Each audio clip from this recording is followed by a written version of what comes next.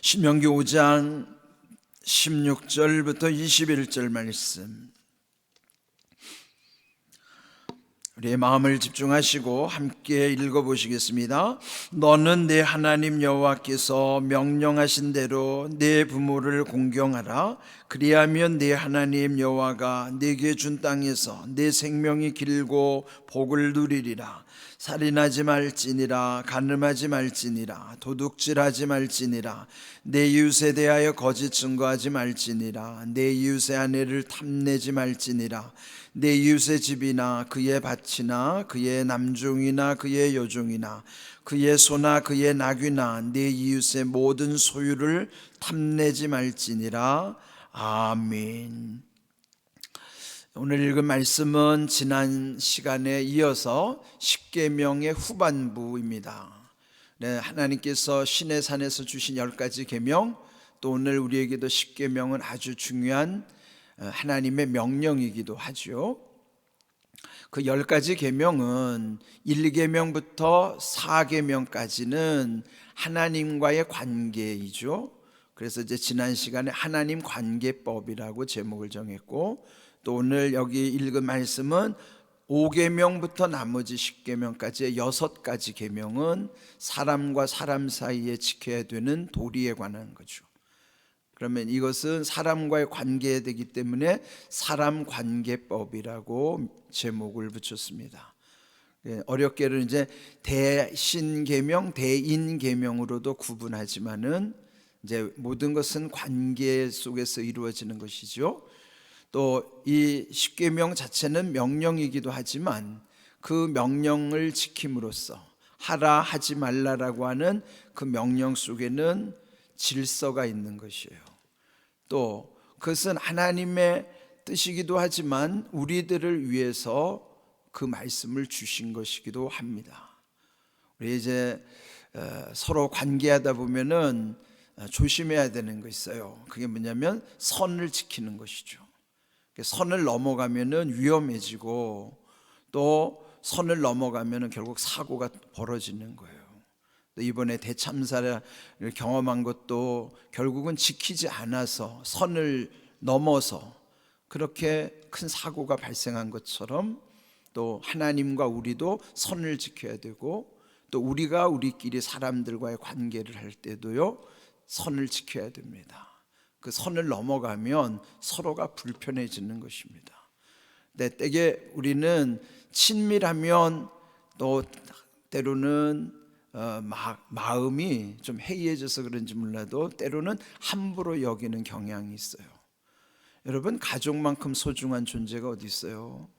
그런데 어떻게 보면 남들한테는 잘하는데 가족들한테는 함부로 대하는 경우가 적지 않아요.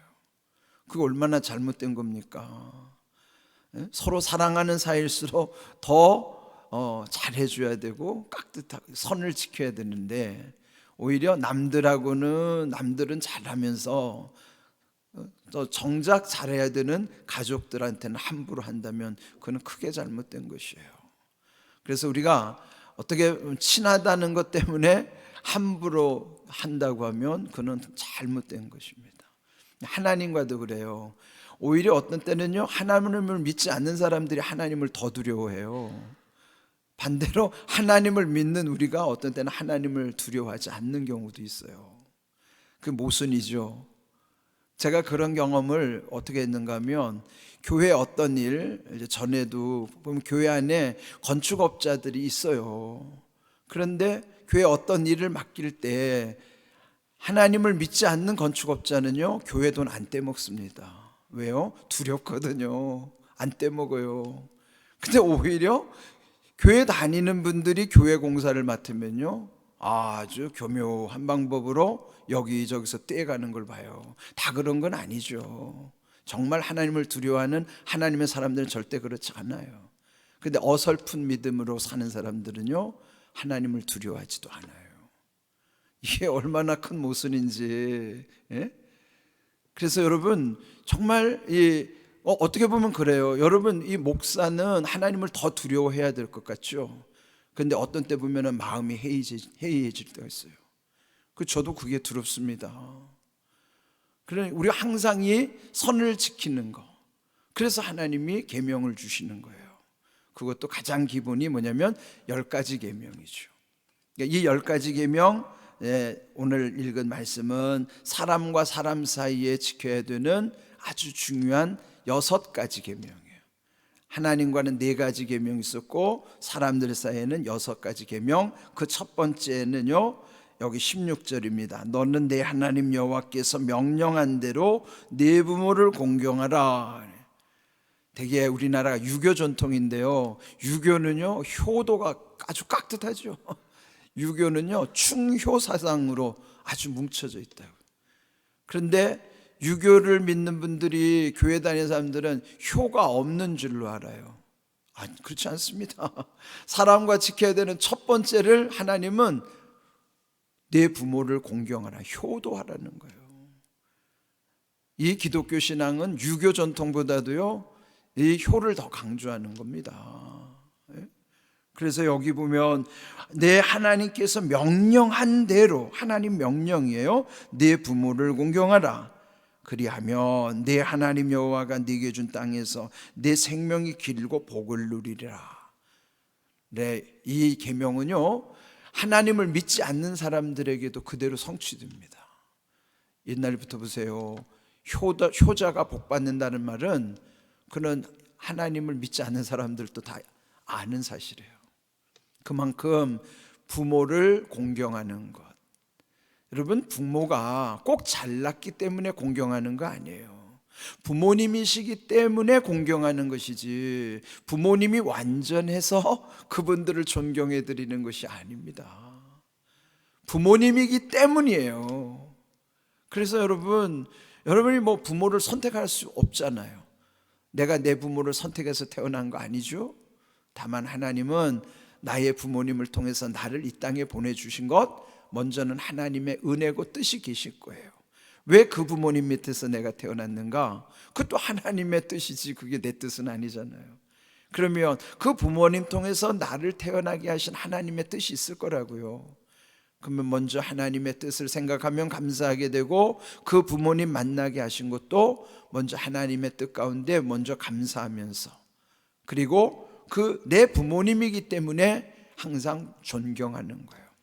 공경한다는 걸 존중한다는 것이죠. 저도요 저희 부모님하고 때로 대화가 잘 안 됩니다.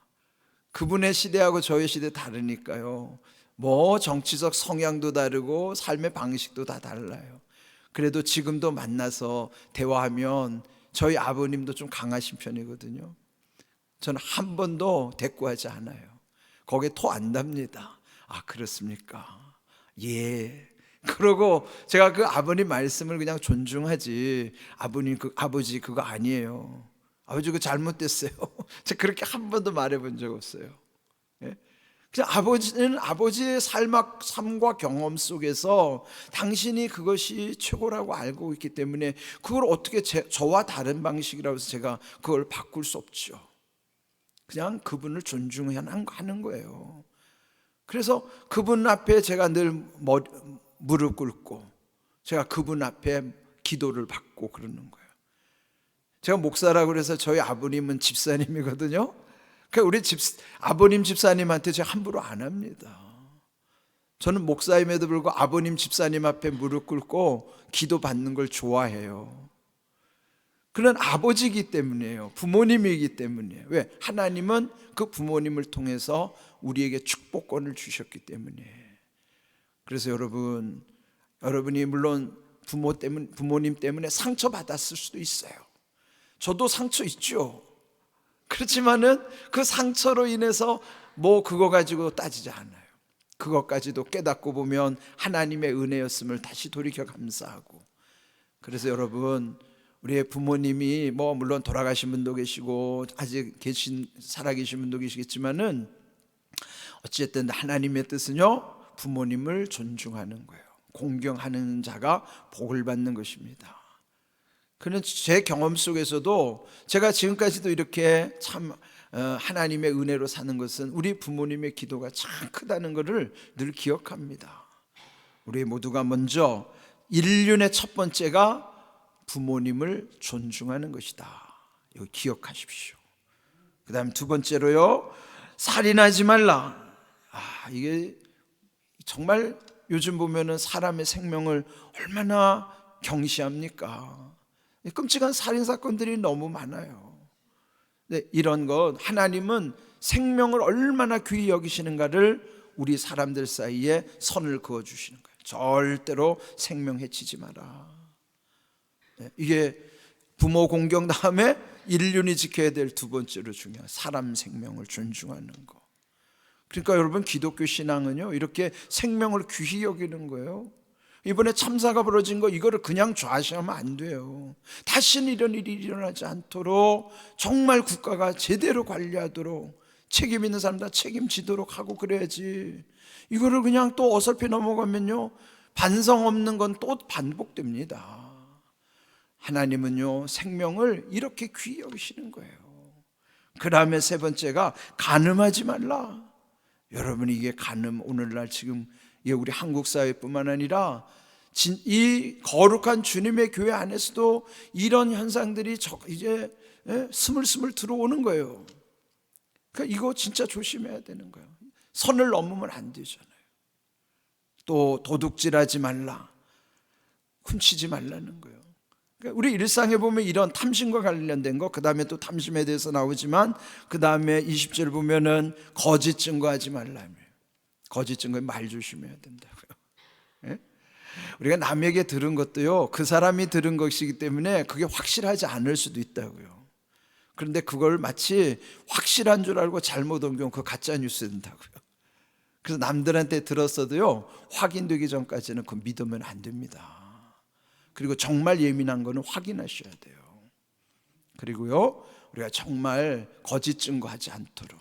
근데 그거는 여러분 진짜 두려워해야 돼요. 여러분, 목사님들하고 장로님들 잘 보세요. 주님의 교회에서 어떻게 지냈느냐가 그 과거를 돌아보면 다 보인다고요. 뭐 한때 쟁쟁했던 목사님들, 하나님의 교회를 업신여겼던 목사님들은 그 말로가 비참하게 돼요. 저는 목사님들뿐만 아니라 평신도 대표로 장로님들도 두려워해야 된다고 생각합니다. 목사님과 장로님들은 각별히 두려워해야 돼요. 왜냐하면 하나님이 준엄하게 심판하십니다. 그래서 두려운 거예요. 네? 그 여러분, 함부로 이거 거짓 증거하면 안 돼요. 저도 여기서 잘못하면 거짓 증거하게 되거든요. 강단에서 거짓 증거는, 이거는 진짜 씻을 수 없는 죄라고요. 그래서 또 확인하고 기도하고 함부로 말하지 않으려고 저도 하나님 앞에 회개하면서 설교 준비하는 겁니다. 예? 거짓 증거, 이거 무섭습니다. 왜요? 하나님이 반드시 심판하시기 때문이에요.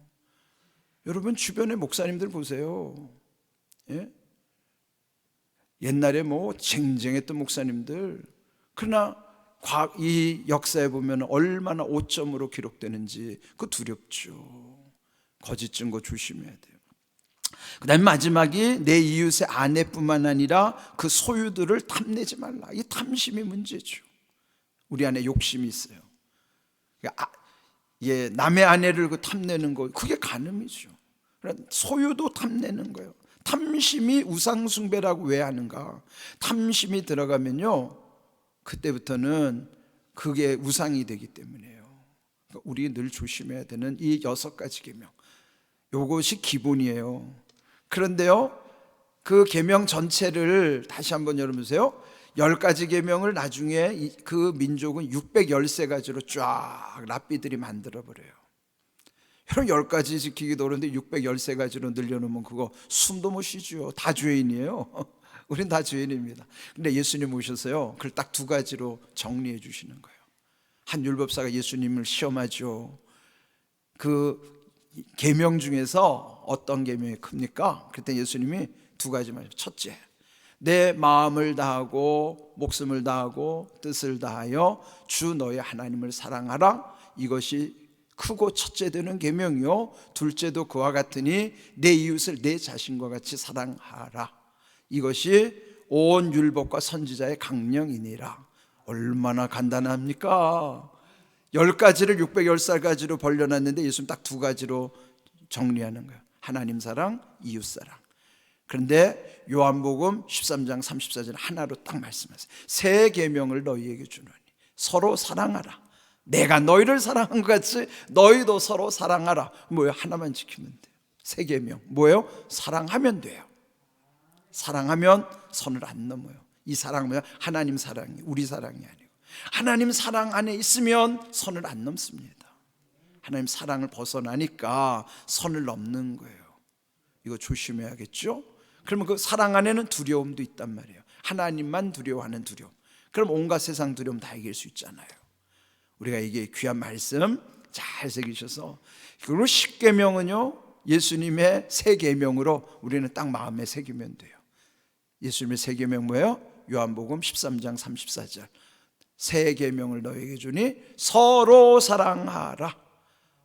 불륜의 사랑 말고, 외도의 사랑 말고, 잘못된 사랑 말고 참 사랑하란 말이에요. 하나님 사랑 안에 서로 사랑하면 문제 없습니다. 이런 귀한 은혜를 우리 안에 늘 새기고 감사함으로 우리의 믿음이 더욱 온전해질 수 있기를, 그리고 그 약속대로 복된 삶이 되기를 주님의 이름으로 축복합니다. 아멘.